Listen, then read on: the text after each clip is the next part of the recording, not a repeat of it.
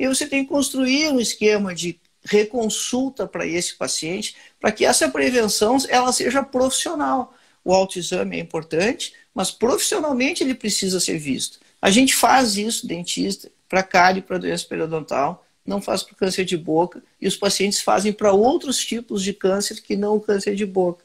Então, isso é mais um dos caminhos, né, que a gente tem para trilhar. E isso, voltando à questão inicial, então, quem é que pode fazer isso? Qualquer dentista. Porque justamente a estômago está na cadeira de todos nós. É fácil fazer isso, né?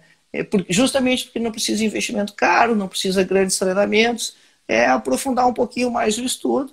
E o programa esse que a gente começou conversando, o Curar Transforma, que é como um curso, mas na verdade é um programa de treinamento, porque eu assessoro os alunos pessoalmente, né? Eles mandam os casos, a gente discute os casos num grande grupo virtual ali, os casos são apresentados para todo mundo saber qual foi a condução do caso, todo mundo vê as imagens, e aí gradativamente as pessoas vão assumindo isso e vão fazendo a complexidade, ou a dificuldade, o limite, né, que foi a tua pergunta, cada um vai moldando o seu limite. Um levantamento que a gente fez no CEL, está publicado isso, só 40% dos pacientes que entram no CEL precisam de biópsia. Imagina, e lá o paciente já chega triado, porque o paciente já passou na unidade básica. Não é demanda espontânea. Se você pegar um consultório com demanda espontânea, então vai pegar muito mais afta, herpes e candidíase, que são lesões muito comuns que acabam não chegando lá para mim, porque isso já é tratado na unidade básica. Então, num consultório com clínica geral, esse universo de pacientes é muito maior. Então, inclusive, se o cara não gosta da parte de cirurgia, tem muito de estômago para fazer, que é clínico, que é de acompanhamento, que é de tratamento de outras maneiras. E aí vem uma outra questão assim, importante. Assim, às vezes o pessoal, tu comentou antes, né, lá no início da conversa, assim, estômago, o cara às vezes não foca muito. Primeira questão da nomenclatura, porque alguns lugares chamam de diagnóstico bucal, outros lugares chamam de estômago, e na verdade isso não importa muito. O importante é saber que a gente está tratando de lesões de boca, que é bem a nossa área de atuação, lesão de boca, e independente se você vai chamar de estomatologia ou não, isso acaba sendo lá no curso, normalmente mais no fim do curso, ou é no início demais, que você não está fazendo o resto da clínica, ou é lá na finaleira, quando o cara já está focado em outra área, já está com a cabeça virada, e não consegue contextualizar, sabe? Não consegue ver que isso cabe em todos os lugares. Né? Totalmente. Inclusive, tu tocou num assunto que eu ia te perguntar, que são as lesões que tu ainda consegue ver com mais prevalência na clínica diária, né? Ou seja, o que tu vai encontrar mais de lesões bucais, aftas, candidíase, se continua sendo na tua visão, digamos assim, de campo, as lesões mais prevalentes na boca? É a estomatite, sem dúvida, assim, a grande maioria das coisas que acontecem. Ou elas são de origem inflamatória, e aí pode ser fúngica, viral, né? Porque aí vai para candidíase, vai para essa, vai para... Mas elas têm alguma natureza inflamatória. Então, sabendo bem, isso é outra coisa, né? O cara sabe, às vezes o endodontista sabe muita inflamação para resolver as lesões periapicais. O periodontista sabe muita inflamação, porque a periodontia ela é baseada no processo inflamatório. O cirurgião sabe muito por causa dos pós-operatórios, o implantodontista também. E quando aparece uma lesão inflamatória, que a lógica de condução do caso ela é muito parecida, esse paciente é encaminhado, né? E depois dessa circunstância das lesões inflamatórias, muitas situações que são de origem odontológica, que ceratoses, pigmentações, situações que são induzidas ou por próteses, ou por dentaduras, ou por dentes fraturados, ou por restaurações que poderiam estar melhores ou não. Então, e também, vê bem, você precisa ter atenção nesses casos, de uma atenção odontológica e essa questão de olhar a mucosa e tratar também. Tratar também a lesão que está acontecendo na mucosa como resultado ou como parte do tratamento odontológico que vai ser feito.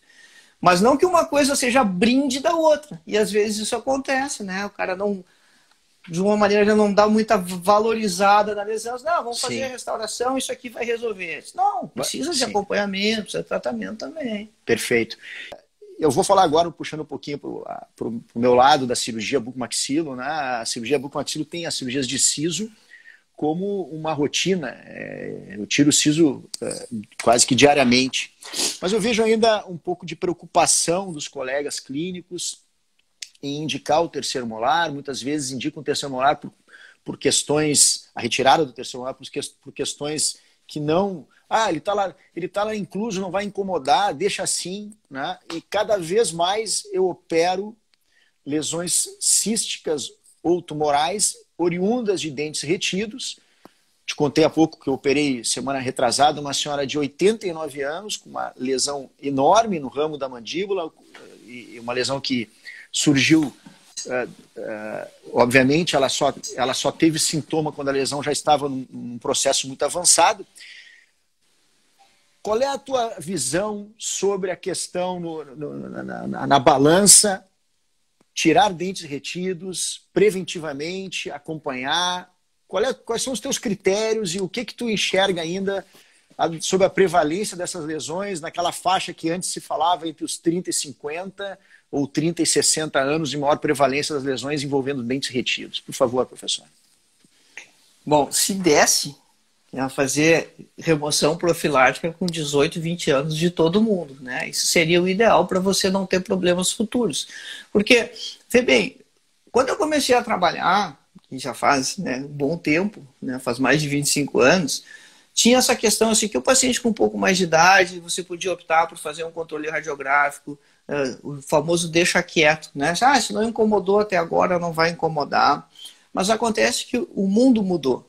A saúde, a qualidade de vida das pessoas mudou. E é preciso atualizar esse conceito também. Então, se você tem um paciente com 50 anos, que o dente incluso não incomodou, mas que em determinada circunstância, qualquer dente pode incomodar, você pode começar simplesmente com um processo inflamatório, com uma pericoronarite, e aí se sabe das dificuldades técnicas por causa do trabeculado ósseo do paciente que tem mais idade, e essa era a grande argumentação para não fazer a remoção.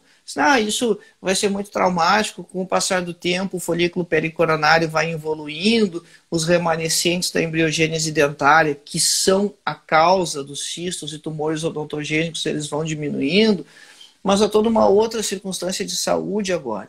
Como as pessoas vivem mais, você vai chegar num determinado momento que muitas dessas pessoas vão estar usando alendronatos, subfosfonatos como prevenção de osteoporose. E aí a extração vira um drama extremamente complexa de ser feita. E às vezes ela vai ser necessária. Você tem um universo cada vez maior de pessoas anticoaguladas por causa das técnicas cardiológicas, coloca stent, faz cateterismos. E aí, de novo, a cirurgia toma um viés completamente diferente do que se ela tivesse sido feita precocemente. Uma outra população que está aumentando bastante, a gente não sabe muito da repercussão ainda, mas já sabe algumas coisas, são os pacientes bariátricos, porque os pacientes bariátricos, você ainda não tem pacientes que há 30 anos atrás fizeram cirurgia bariátrica, mas você já sabe que há um problema muito grande de osteointegração, por exemplo, para os implantes, porque a cirurgia bariátrica interfere na reabsorção do cálcio, e você fazer a remoção de dentes inclusos desses pacientes bariátricos também lá no futuro, vai outra incógnita. Então, essa indicação, essa remoção, ela está, claro, vinculada ao aparecimento de cistos e tumores odontogênicos, essa é a justificativa mais importante, mas hoje a gente vai além disso. Porque você não sabe os problemas de saúde que as pessoas vão ter quando elas tiverem 70, 80, 90 anos, que antes era uma raridade você ter uma pessoa que vivesse isso. E hoje eu tenho uma tia com 85 anos que dirige o carro dela, vai para a praia, vai para onde ela quer, absolutamente e ela tem dentes retidos? Não tem dentes retidos, mas tem dentes naturais e tem namorados, inclusive, também, né? Evandro, meu pai, uma figura. Os dentes retidos foram resolvidos, mas ela tem outros dentes, né? Então, ainda bem que já foram resolvidos os dentes retidos dela, né? Não, então, eu concordo tem que ser feito mais precocemente, e quando você surpreende um paciente, então, naquilo que nós chamaríamos de meia-idade, com 50 e poucos anos, faça também agora. Porque a perspectiva no futuro é que a pessoa vai usar medicações, vai ter outras intercorrências e vai viver muito e vai precisar que aquele problema que o incluso está provocando seja resolvido. Então, resolva isso o quanto antes, sem dúvida nenhuma. Perfeito, concordo em tudo que tu disse. Com relação, tu falaste isso, eu ia puxar esse assunto, sobre as osteonecroses provocadas por medicamentos, uma coisa muito complexa para nós dentistas, né? Porque os alendronatos são excelentes medicações, têm um papel fundamental no tratamento de várias patologias, né? De coadjuvantes de tratamento, como tratamento de câncer, enfim. Só que nos traz problemas e traz problemas bastante importantes. O que eu vejo, assim, isso é diário.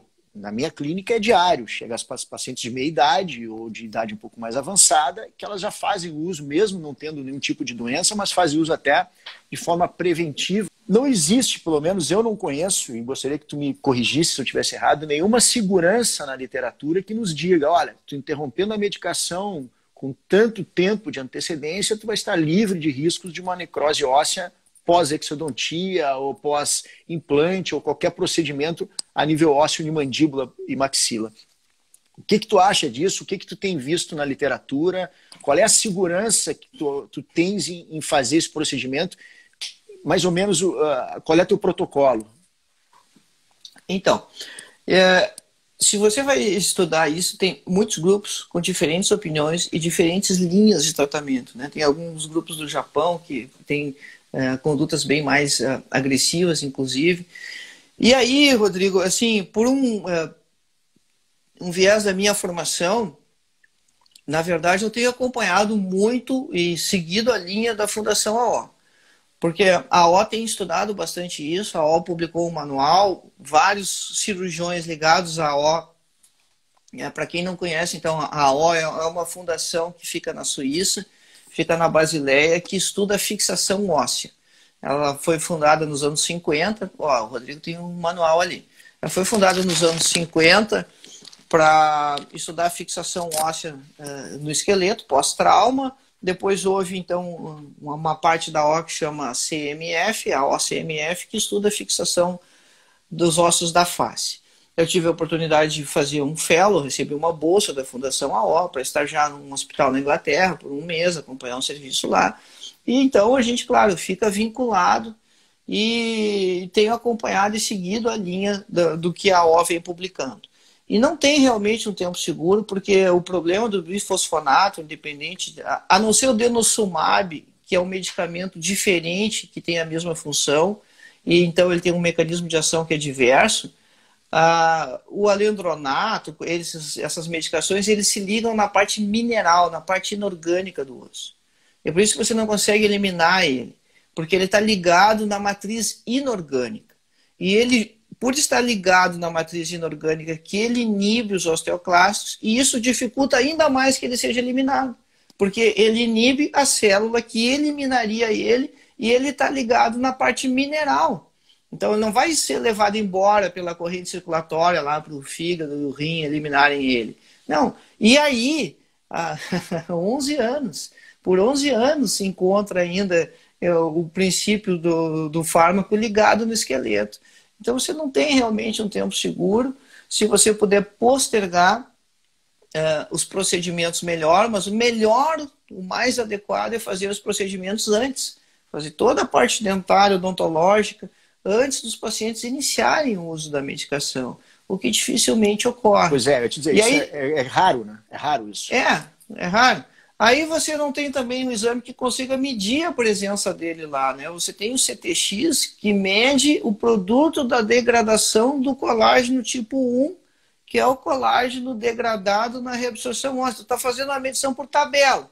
Está tentando ver se já tem atividade osteoclástica, de novo, baseado no que está sobrando do colágeno. É isso que o CTX vai mostrar.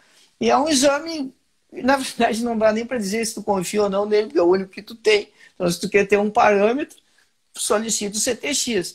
E aí, né, o engraçado é os exames, a gente sempre quer ter o menor valor possível, né? O CTX é o contrário, quanto mais alto, melhor, porque Sim. mais degradação de colágeno está acontecendo, teoricamente você está mais seguro, mas não quer dizer que quando você fizer o procedimento, que expor o tecido ósseo, ele vai conseguir se defender adequadamente e você não vai ter a osteonecrose. O ideal é, para quem faz procedimento, e aí vai uma dica, sempre fechar por primeira intenção, né? E isso é uma coisa que muitas antibiótico vezes... já exatamente, pré-operatório. Mantém o antibiótico até completar a cicatrização de mucosa. Casualmente, eu tenho um caso que eu estou acompanhando de uma osteonecrose de um paciente de 74, 75 anos que é de um siso incluso.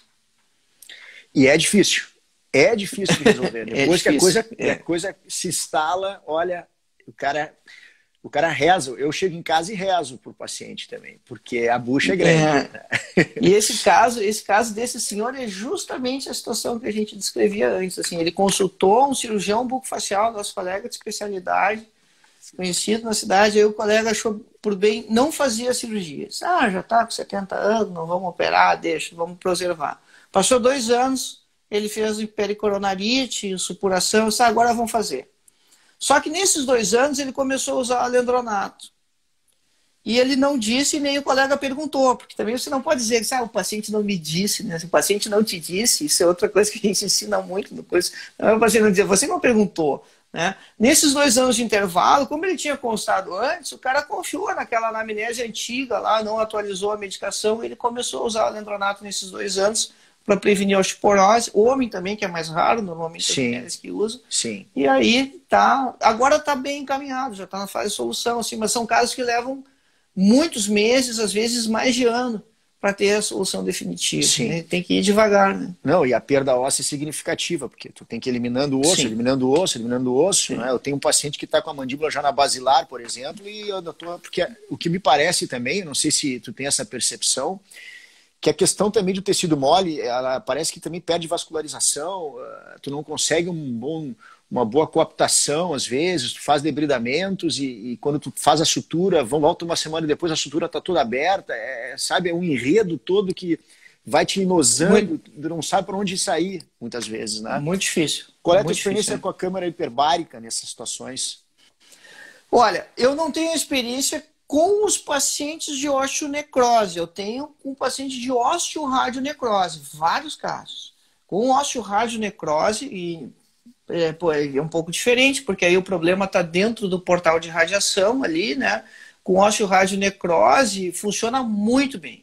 Aquele grupo japonês que eu comentei antes, eles utilizam um protocolo que eles fazem 20 sessões de oxigênio hiperbárico, casos graves de osteonecrose quimicamente induzida, que eles fazem, então, 20 sessões de oxigênio hiperbárico, fazem o procedimento cirúrgico e aí fazem mais 20 sessões depois de oxigênio hiperbárico. Então, a literatura traz referências muito boas. Também tem alguns artigos que mostram alguma controvérsia. Eu acho que não deve ter controvérsia, baseado na minha experiência da osteoradionecrose. Porque é fantástico, é muito bom, é muito bom. Maurício, me conta uma coisa. Quando a gente fez aquele trabalho que tu citou, que a gente fez lá no TCC, que foi um trabalho que tu levou para o exterior, eu até te agradeço aqui ao vivo, né, por tu ter levado esse trabalho, que tu nos orientou com muito brilhantismo. Nós que éramos jovens e inexperientes, mas realmente fizemos um trabalho com a tua orientação diferenciado lá no Sanatório Partenon, com pacientes tuberculosos e HIV positivo.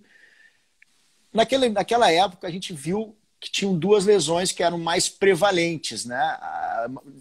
Uma lesão que era mais prevalente, que era a candidíase oral, e uma lesão que era um sinal patognomônico, ou seja, um sinal de que praticamente tu tendo aquela lesão bucal indicava o diagnóstico do vírus. Como é que, eu sei que hoje é uma doença extremamente controlada, é bem diferente daquela época, que os pacientes têm uma situação muito mais tranquila no ponto de vista de lesões, inclusive lesões bucais. Te parece isso ainda a nível de saúde pública, tu que está lendo de um hospital como o Hospital Conceição? Sim, aparece bastante. Assim.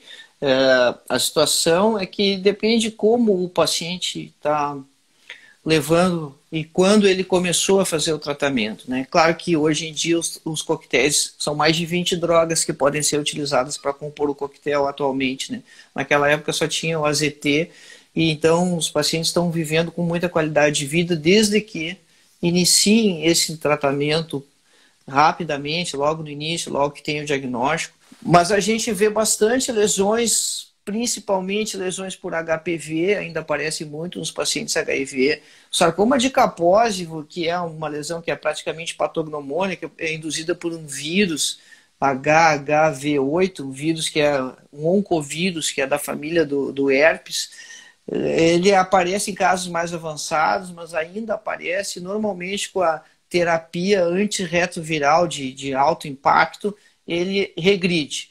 Às vezes ele é tratado com alguns fármacos com injeção intralesional, mas na maioria das vezes ele não precisa manejos maiores, né? E o sarcoma de Kaposi ele não dá só na boca, ele pode dar em qualquer parte do corpo, embora apareça no paciente HIV ou no paciente portador do vírus, né? Na verdade, também não é legal a gente dizer os pacientes aidéticos, né, mas os pacientes que são portadores da AIDS, né?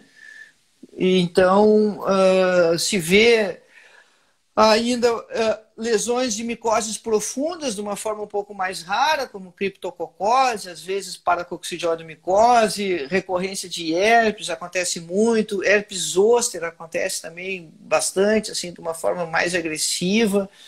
E essas lesões, tipo o herpes e o próprio zoster, funcionam muito bem a laser terapia, tem um resultado excelente, você consegue manejar o paciente de uma forma muito conclusiva, muito objetiva, sem precisar usar fármacos, né? Mas, de uma maneira geral, você hoje trata os pacientes HIV como um paciente absolutamente normal. Assim, em muitos casos, mesmo que eles tenham uma contagem mais baixa de CD4 e uma contagem mais elevada de CD8, que foi o que a gente investigou no nosso trabalho lá e as relações com as lesões bucais, mesmo esses pacientes que têm a contagem invertida de CD4 e CD8, que é o que o vírus provoca, são pacientes que respondem muito bem, que dificilmente você tem intercorrências no atendimento deles, né? Tendo a carga viral zerada ou muito baixa, isso esses coquetéis modernos proporcionam, você tem um paciente que vai passar muito bem, né? O paciente HIV hoje ele está morrendo de outras coisas, né? Está convivendo com a doença. Perfeito. Porque se você pensa bem, né? A maioria das doenças não tem cura, né? Não tem cura para hipertensão, Sim. não tem cura para diabetes, né?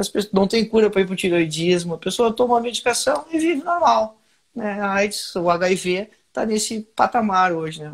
Sim. Vai ficar doente só quem não aderir ao tratamento. Qual a tua experiência em tratamento dentário pós-rádio, em área de tratamento, extração e endodontia? Bom, a área de tratamento deve ser a questão do portal de radiação, né? Se o dente está dentro do portal de radiação. E aí tem mais um viés importante. Assim, se o paciente, durante a radioterapia, ele usou o aparelho o protetor bucal para afastar as arcadas, isso já muda tremendamente o portal de radiação. A questão é que a radiação faz uma vasculite, diminui a capacidade circulatória na área que foi irradiada, e aí isso demora muito para recuperar. Então, se você usar antibiótico antes e durante o tratamento, até terminar toda a cicatrização, no caso de extração, você vai ter muito mais segurança. O fato é, se você conseguir postergar a maior quantidade de tempo possível o tratamento, principalmente a exodontia, postergue. Se não é possível, é necessário fazer, então comece o antibiótico antes do procedimento, mantenha esse antibiótico por aí 10, 14 dias até ter a cicatrização total da mucosa, baixa as paredes alveolares o mais que conseguir e faz o fechamento em primeira intenção. Evita remover a sutura, faz uma sutura compressiva, como pontos em U ou em X, para evitar a deiscência, e mantém clorexidina enquanto aquela sutura não for eliminada. Então porque você tem que oferecer proteção para o tecido ósseo. Porque se houver a contaminação do tecido ósseo, quem faz a defesa, as células de defesa do processo inflamatório vão vir pela corrente circulatória, que é justamente o que você também não tem lá para defender. Então você, além de ser mais suscetível à infecção, você é mais limitado para defender. Olha, se não tem infecção instalada, né, pode ficar na linha do que a gente usa usualmente, aí, as amoxicilinas, cefalexinas, sem problema nenhum, derivados da família das penicilinas, que se você já tem infecção instalada, você está tratando, aí você tem que contemplar anaeróbios também, e aí você pode usar clindamicina, ou você pode usar o metronidazol, só que aí o metronidazol tem que ser associado com a amoxicilina, ampicilina, alguma penicilina dessas, para os aeróbios. Em outras circunstâncias, né, quando você usa só a clindamicina, teoricamente não precisaria associação. Maurício, para quem quer se aprofundar um pouquinho mais na estomatologia hoje, na patologia, e que quer ter aquele livro que possa consultar no seu consultório, na sua clínica, eu tenho aqui o Neville, que é uma obra clássica da patologia oral e maxilofacial. O que tu está indicando hoje? Olha, o Neville é muito bom. Tem alguns conceitos que são meio dele, sim, né? Tipo, chamar afta de cancro doloroso, né? Candidose, que ele, segundo ele mesmo, ele está copiando os ingleses. Mas o conteúdo é muito bom, é excelente. Mas eu também sugiro o Reguese, porque o Reguese tem uma parte inicial de pranchas ali, que ele é muito claro, muito objetivo, justamente naquela questão que nós conversávamos sobre a pessoa fazer estomatologia dentro da sua especialidade, dentro da sua área de atuação. E aquele início, aquela parte inicial do Reguese ajuda tremendamente nisso, porque ele tem as lesões agrupadas pela principal característica dela. Então, se é uma bolha, se é uma úlcera, se é uma placa, você tem a listinha ali e um quadro resumido com uma foto, uma breve explicação e já a referência da página lá dentro do livro-texto. Se você pegar livros do formato como o Neville, outros livros de patologia, assim, eles têm uma formatação que parte do pressuposto que você já sabe o que é, né? Porque você já tem que procurar a lesão ali pelo nome dela. Sim. E para você, se você está elaborando o processo diagnóstico, tentando chegar a uma conclusão, o Reguese facilita. Ele te ajuda mais. Mas os dois são livros excelentes, né? São livros muito bons. As lesões brancas são sempre necessárias as biópsias nas lesões brancas? Não. Você precisa separar, ver o que é ceratose friccional, o que é candidíase, o que é líquen plano. Justamente ter aquela questão de trabalhar o processo diagnóstico, né? Não precisa fazer aquele bate-pronto que a gente comentou antes, né? Que a coisa tem que sair instantaneamente. Você vai precisar de... Primeira, a grande indicação de biópsia é a dúvida. Se você não sabe o que é, se você está em dúvida, faça a biópsia.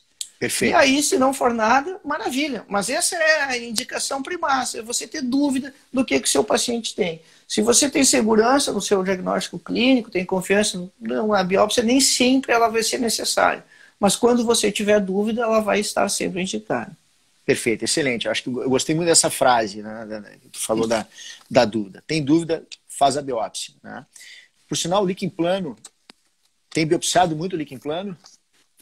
Não no primeiro momento. Faço biópsias quando eu tenho dúvida da evolução dele. Sobre o líquen é importante a gente dizer que ele pode ser uma manifestação da hepatite C. Então é importante, todo paciente que tem diagnóstico de líquen, quer seja clínico, quer seja histopatológico, tem que fazer anti-HCV. Isso é uma relação que ela é geográfica, em áreas do planeta isso é bem marcado, em outras áreas não. No Brasil a gente não sabe, e dadas as dimensões continentais do país, é bem possível que tenha diferentes comportamentos, porque o Brasil é grande demais. Então, de rotina, é recomendável fazer, como a gente não sabe, você ter a oportunidade de fazer o diagnóstico precoce de uma lesão grave, começando pela manifestação bucal, né? Que o líquen é igual em quem tem hepatite C e não tem, que às vezes a hepatite C é uma doença silenciosa. Muito bom.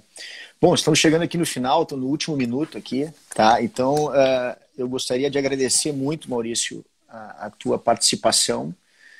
Mais uma vez, tu mostra que tu conhece muito da área, né? E não é à toa que eu tenho essa admiração de anos por ti, né?